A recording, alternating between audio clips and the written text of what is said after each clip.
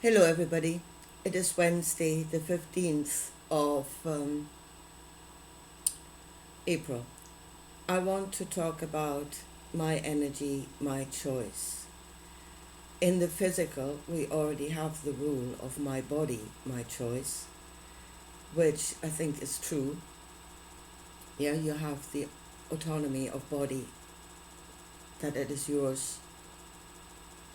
And there are rules in this world that should protect that. And I think that is true.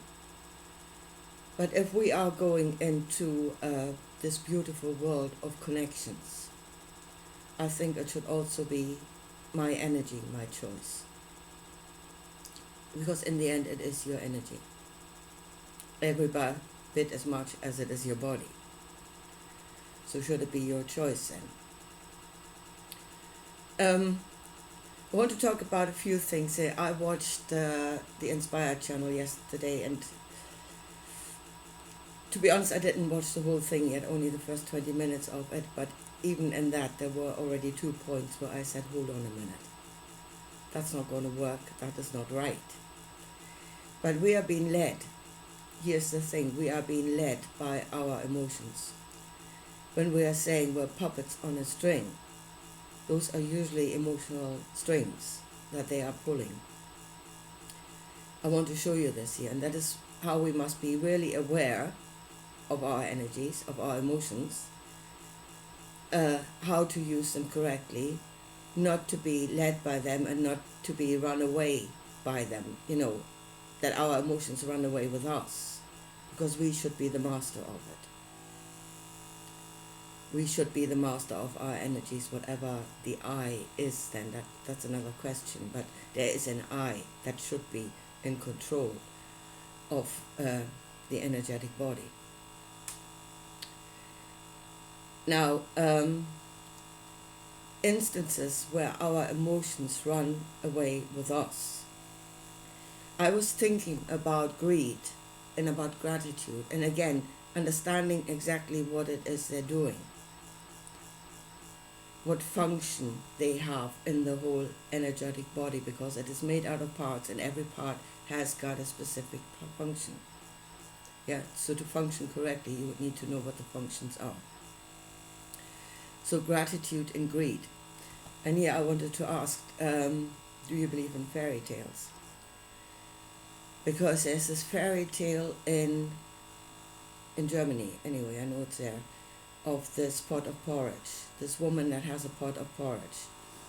And when she says pot cook, the pot will produce porridge. And when she says pot stop, the pot will stop.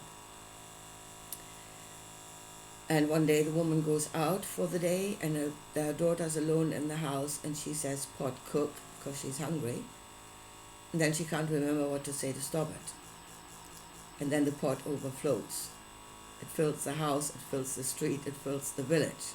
But by the time the woman comes back, too much of a good thing, because she didn't know how to stop. And here's the thing where men in this world are being run away with their desire, with their emotions. And they don't know where to stop. And they will tell you that when your cup is overflowing, my cup is overflowing, that is a state of blessing. And it is not. Usually, preachers that say that, I will say, my cup is overflowing. I've got 3 jets now. I've got Rolexes from my wrist to my armpit, on both hands, on both arms. My cup is overflowing, and then you're supposed to think that they are blessed by some God. That is not a blessing. That is, they did not know where to stop. They haven't found their own off switch. When we talk about sin as meaning missing the mark, well, they have missed the mark a few hundred Rolexes ago. That is not a blessing. So I was thinking, if in this instance, greed is that which desires, which draws in. If gratitude is actually saying pot stop, where you say, I have enough. where you self-regulate, where you are in control of the whole thing. And you can reason saying this is enough. And then you feel gratitude in order to stop it. So again, the two fulfill two different functions inside of you. And greed is not, again, greed is being vilified. Oh, you should not be in greed. Greed is a low-level emotion. It's bad, bad, bad. I tell you something, if you are in real need, if real need is real, then your greed is justified. Your greed is justified. It is a good thing. You should want for something if you need it. That is truth. That is good. And again, if you come to what Jesus said about prayer, when you know you have received it, it will be yours.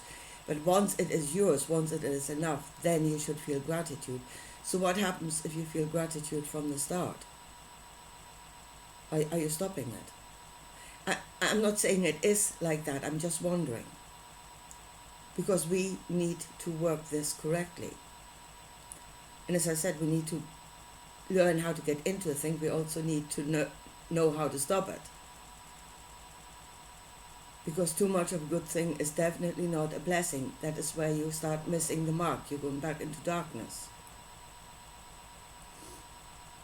So you need to know where to stop it. And I'm wondering if gratitude is the off button.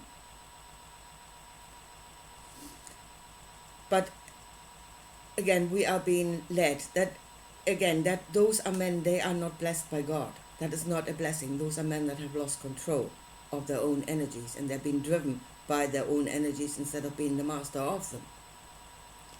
And that is not a high level consciousness or blessing or anything like that. They are in darkness, trust me. And we should not aspire to be like them. Again, good and bad has been turned on its head. If you are being taught that is a blessing, then good and bad has been turned on its head. But, so those are instances where we are being run away with by our own emotions, by our own desires, which we should be in control of. We should restrain ourselves at a point where it is good. But there's also a case of that we're being led by our desires, like, as I say, puppets on strings. And the string is the emotional string that they're pulling. And there are so many examples in this world, especially recently. I mean, this is full on emotional, what's going on. Where you're being taught to open up in love and in compassion to others. Again, that is your energy. And yes, you are opening up. You're connecting to others in love and emotion, and it drives you. It drives your actions. Because that's what emotions do. They drive your actions. They're not actually the point of prayer. The point of prayer is stillness, but it is what leads up to a prayer. But we might never get to the point of prayer, but we're being simply driven by our emotions without stopping. So open yourself up in love and compassion. And if you don't do that, you're a bad, bad person. Yeah, you must be a loving and compassionate person. Otherwise, you're a bad person. And you're being made to feel, there's another emotion, another feeling. You're being made to feel guilty about that.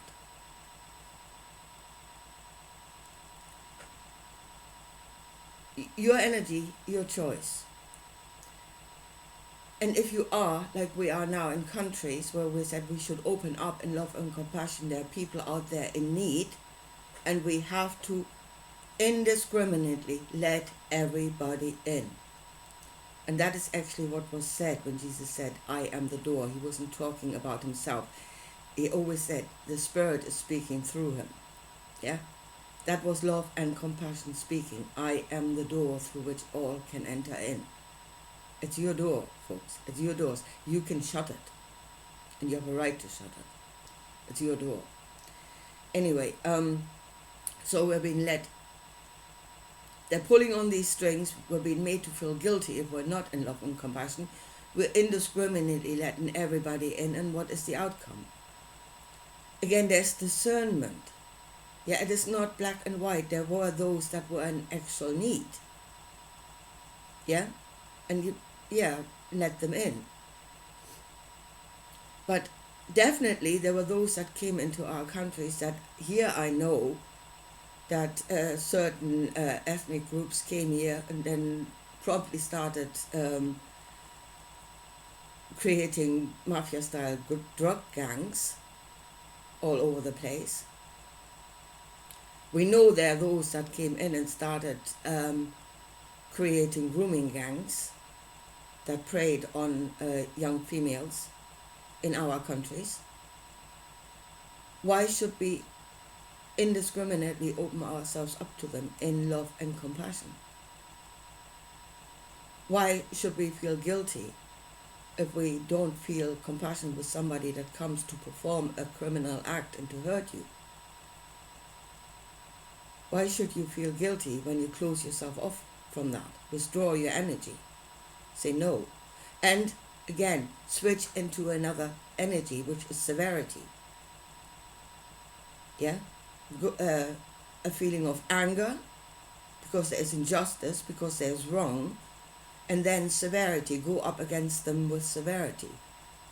Why should you feel guilty about that? Those are your energies, and you can use them, and you should use them correctly. Yeah, and if you don't like a drug dealer or a rapist, that if that drug dealer and a rapist happens to be of a different nationality, that does not make you a racist. This just means you are of sound mind and of sound emotional intelligence. That's what that means. Another thing, this whole togetherness thing, and I saw that in Germany at the beginning of, 2020, was it? And I got this phone call from my sister when Germany was locking down. And she said, oh, we are in solidarity. We're all staying at home in solidarity with those that cannot leave the house. We are a great oneness, all connected in the same thing in solidarity. The feeling of solidarity. It's a feeling. And I said to her at the time, that's not going to work. I say, what's going to happen to the economy? Somebody has to do the work. Oh no, it's all going to be fine because we are in solidarity. We are on a higher level of, humanity in solidarity. And of course the whole thing went to shit around us. The economies.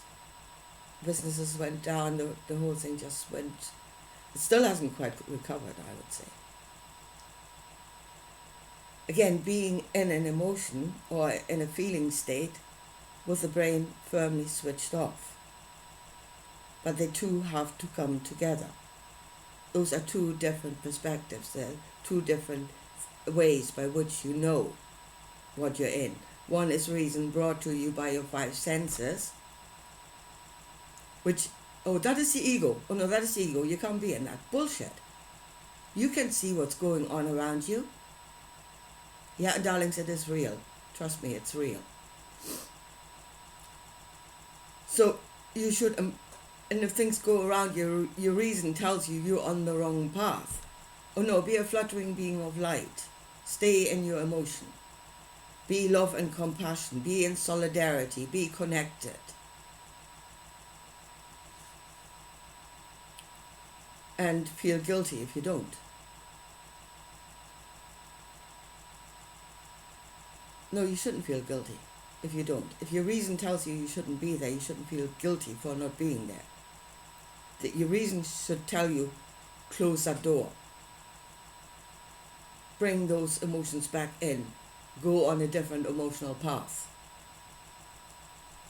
That would serve you better at that time. Again, they have to cooperate. You have to cooperate within yourself. And you really should cooperate in a way that is in your own best interest and not gloriously self-sacrificing because you're on a really on a real high level of energy and vibration. You're not on a higher level of consciousness at that moment. You're not. You're an idiot. Fluttering being of energy maybe, but an idiotic one. Patriotism, there's another one. Yeah, again, this togetherness. The togetherness of a country, of the people of a country, usually against a common enemy or something like that. Yeah? And then you must come into agreement. You must feel good about bombing shite out of another country, killing women and children. And if you don't feel good about that, you're not a patriot.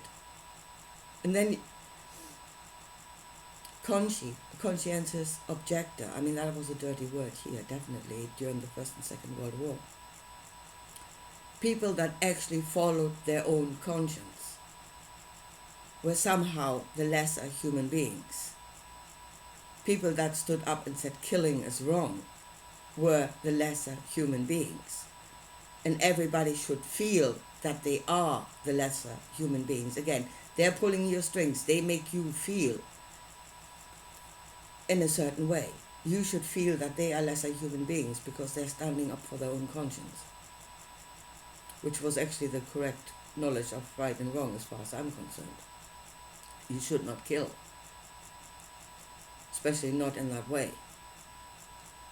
You know, and who was being served by that anyway? Was it the country? Or was it the few that had their will done? And everybody came into agreement. Everybody started feeling patriotic and thinking they're great. And the conscientious objectors were probably the only ones that were of sound mind and emotions.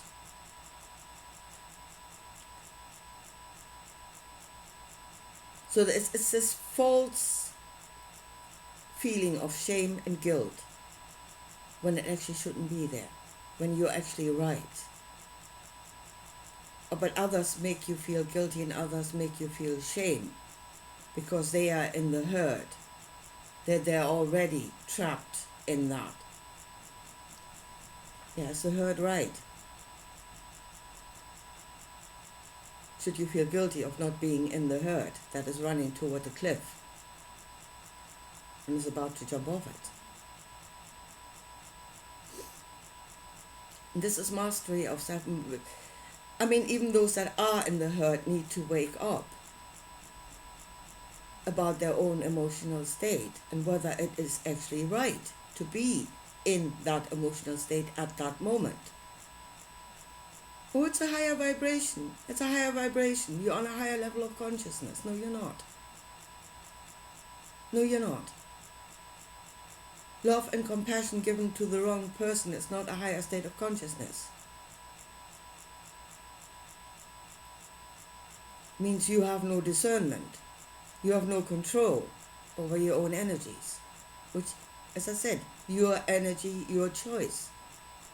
How many of us have opened ourselves up in love to another person only to get a shitload of hurt coming from the other side? That went in really, really deep because we were open up right to the core. Were we fluttering beings on a higher level of vibration, of a higher level of consciousness? Or were we in ignorance? Should we have not opened ourselves up in that way to receive that shitload of hurt? Should we have had more discernment? Should we have used our energies, our doorways, a little bit more carefully? And did we have a right to use them more carefully to protect ourselves? I think we do. Our energy, our choice. And let me come to the Inspire channel, that I watched yesterday. There were two things. He's talking about the book, I think it's called The Ringing Cedars. And as I said, I only watched the first 20 minutes because there were already two things. he was talking about this woman in Siberia who is talking about, again, our energy body, the way that we can be connected, talking about telepathy when she says we don't. And here comes again what I want to talk about, the choice between technology and being a spiritual being, or if both have a place. I think both have a place. I want to show you this here. Anyway, she was talking about, spiritual beings, about telepathy, about energy healing, and I think we should go down that way, especially when it comes to healing. I think it is extremely important that we get out of this material medicine that we are in, because it's not much good, basically. It's not much good. In fact, at the moment, I think it's been used to kill us. So we definitely need to get out of it. So yes, we should go on that pathway to spiritual healing. That is our future. I think that's where the future is. She was talking about moving objects or telepathy. Again, great. She says, whatever we do with technology, the body can do itself. So, but in order, again, to have a telepathic connection to somebody else, you have to have an energetic connection to somebody else. That is, again, your energies, the part of your energy body that is connecting to something else. And again, as same as love, compassion, or anything else, are there people you do not want to be energetically connected to?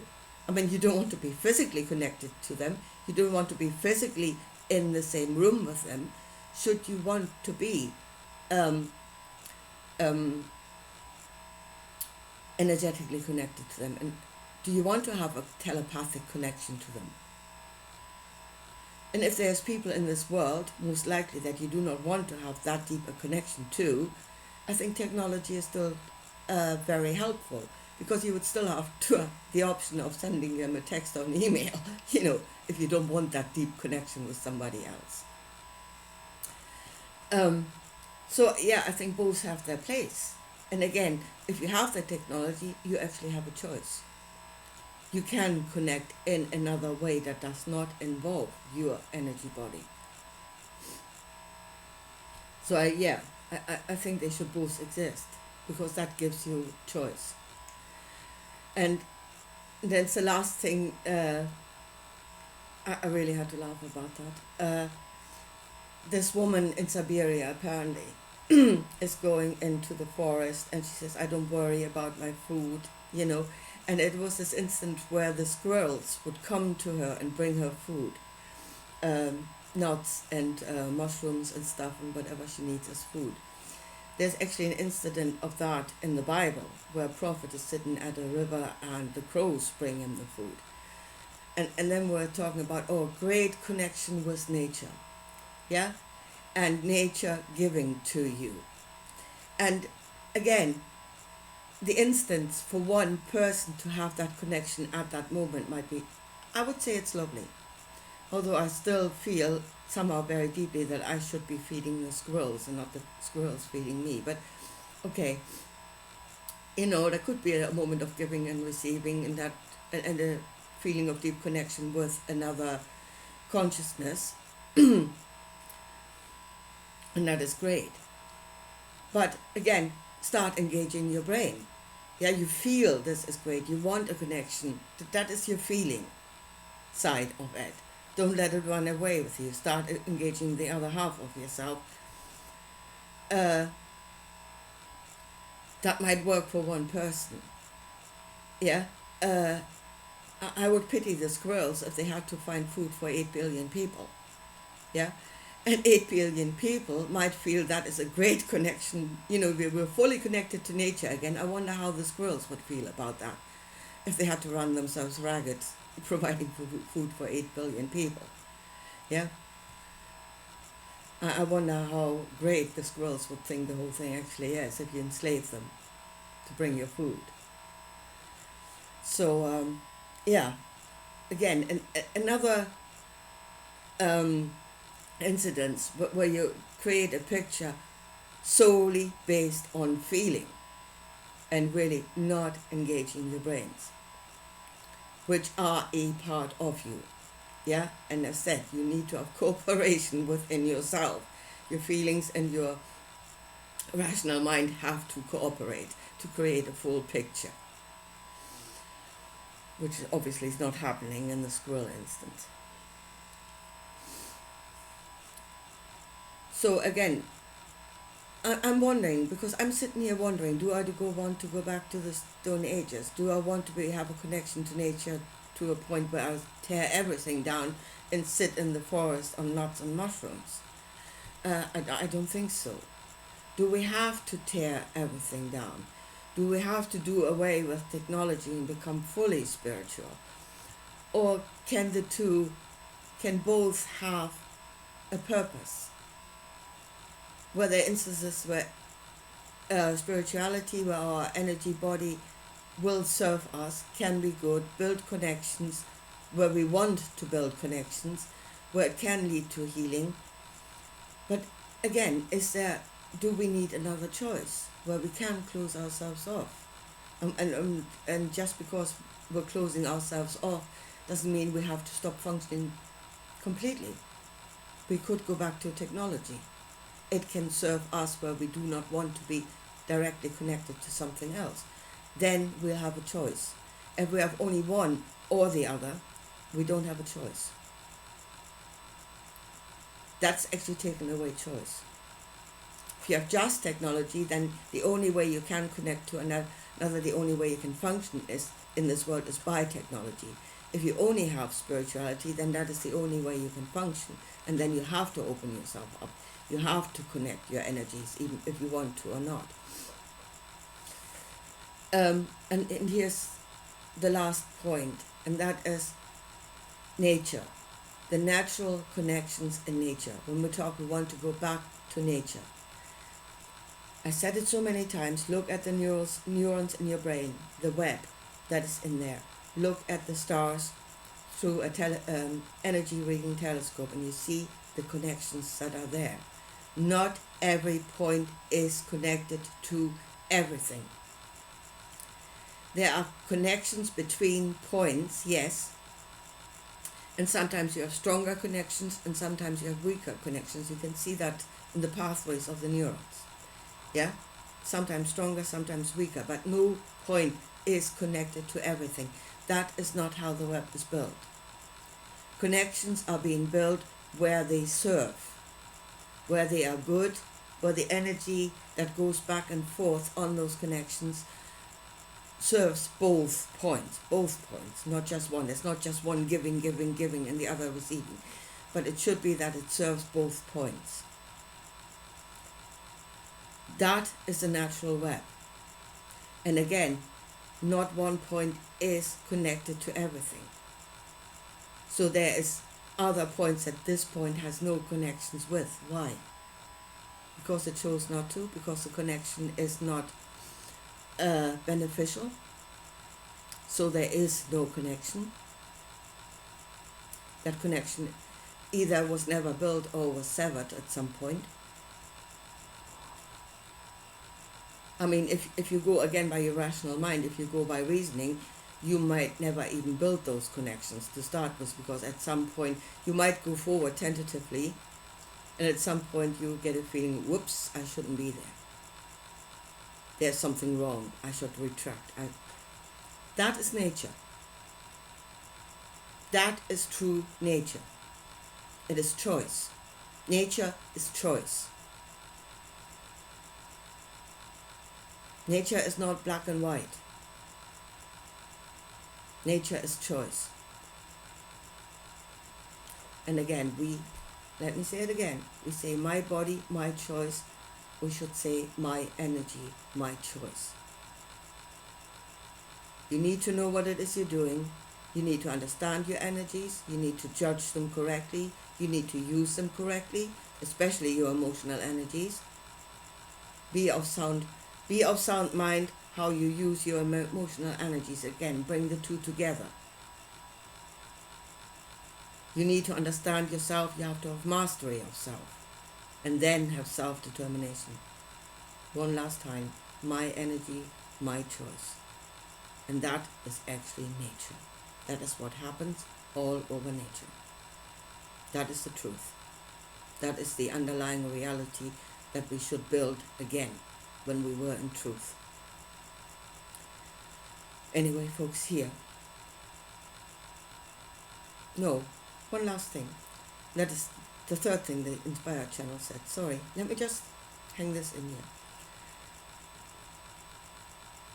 The Inspired channel said, the woman in Siberia said there was a mistake that we made that we need to correct